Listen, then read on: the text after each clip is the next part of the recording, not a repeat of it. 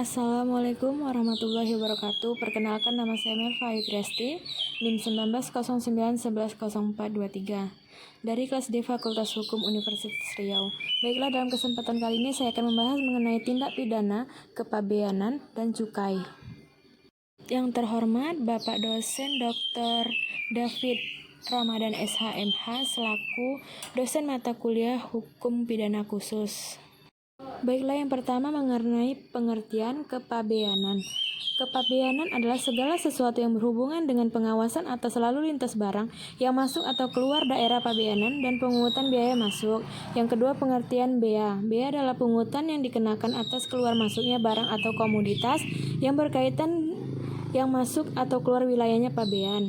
Yang ketiga ada cukai, yaitu pungutan negara yang atian-atiannya dikenal terhadap barang-barang tertentu yang mempunyai sifat dan karakteristik tertentu.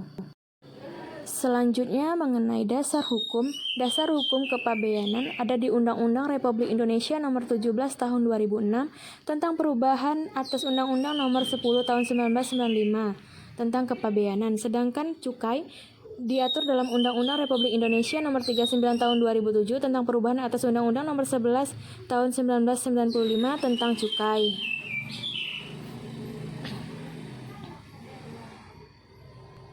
Selanjutnya mengenai karakteristik Undang-Undang Kepabeanan. Yang pertama yaitu bersifat sebagai hukum administrasi dan ditegakkan dengan sanksi administrasi.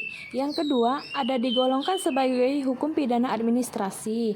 Sedangkan yang ketiga sebagai hukum administrasi pidana. Undang-Undang Kepabeanan mengandung ketentuan hukum pidana materi dan formil. Selanjutnya mengenai karakteristik kepabeanan dan cukai. Yang pertama, pemakaian dapat menimbulkan dampak negatif bagi masyarakat dan lingkungan hidup. Yang kedua, pengedarannya perlu diawasi. Yang ketiga, konsumsinya perlu dikendalikan. Yang keempat, pemakaiannya perlu pembebanan pungutan oleh negara demi keadilan dan keseimbangan. Selanjutnya mengenai administrasi penyidikan. Yang pertama ada menyangkut barang yang tidak tercantum dalam manifest. Yang kedua, membongkar barang impor di luar kawasan pabean tanpa izin kepala kantor pabean.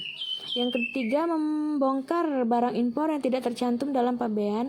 Yang keempat, menyembunyikan barang impor melawan hukum. Yang kelima, mengangkut barang impor dari TPS atau TPB yang tidak sampai ke kantor pabean tujuan. Yang keenam, ada mengeluarkan barang impor yang belum selesai kewajiban di pabean menyebabkan kerugian negara. Yang ketujuh, ada dengan sengaja memberitahukan salah tentang jenis atau jumlah barang impor dalam pemberitahuan pabean.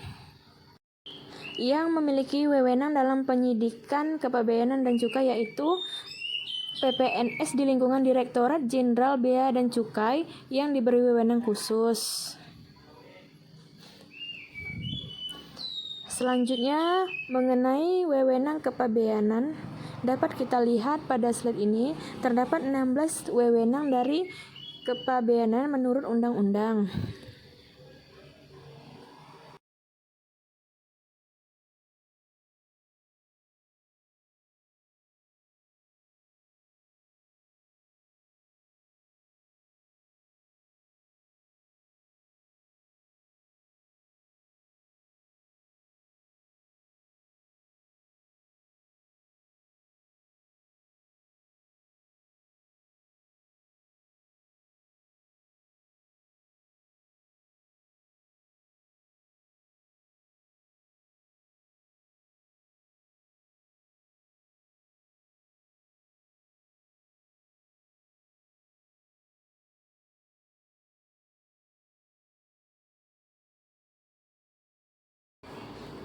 Slide berikutnya kita membahas mengenai sistem peradilan kepabeanan.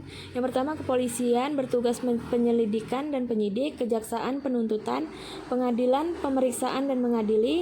Sedangkan yang keempat, pemasyarakatan, tempat eksekusi dan pidana penjara.